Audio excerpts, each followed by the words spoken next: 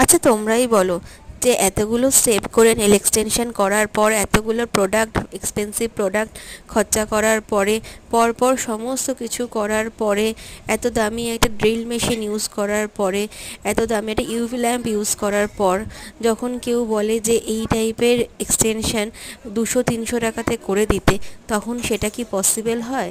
হ্যাঁ, কিছু কিছু মানুষ আছে যারা নিজেদের কাজের কোনো ভ্যালু দিতে জানে না, বা তাদের কাছে নিজেদের কোনো ভ্যালু নেই, বা তারা হয়তো একদম সস্তায় কোনো জায়গা থেকে প্রোডাক্ট কিনে এনে ব্যবহার করে, যেগুলো হচ্ছে ফার্স্ট কপি প্রোডাক্ট, যেগুলো একদমই অরিজিনাল নয়।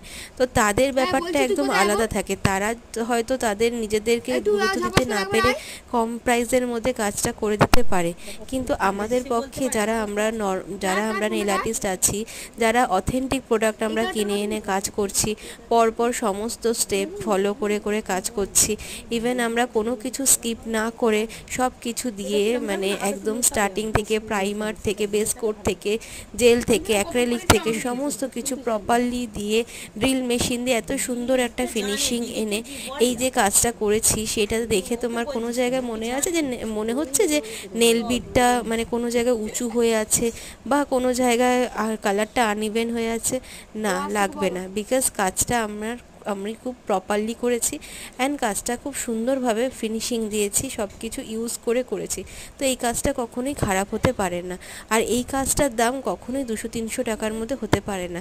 কেউ নিজের ভ্যালু রাখতে পারছে না বলে যে আমিও নিজের ভ্যালু রাখবো না, সেটা কিন্তু কখনোই পসিবল নয়। এরকম একটা ওমরে ক্রিয়েট করতে কিন্তু অনেকটাই কষ্ট করতে হয়। এর নর্মালি দুটো কালার যদি কেউ মনে করে আর তোমাকে আর কি করতে হবে, দুটো তো কালার দিয়ে দেবে, তাহলে দুটো কালার দিয়ে নেল পলিশ তো তুমিও ঘরে পরে নিতে পারো বোন। তার জন্য তো তোমার নেল আর্টিস্টের কাছে এক্সটেনশন করতে আসার কোনো দরকার পড়ে না, না?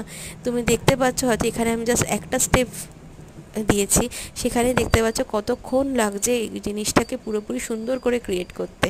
অ্যান্ড সবার লাস্টে এটা ছিল হচ্ছে নেলটার ফাইনাল লুক।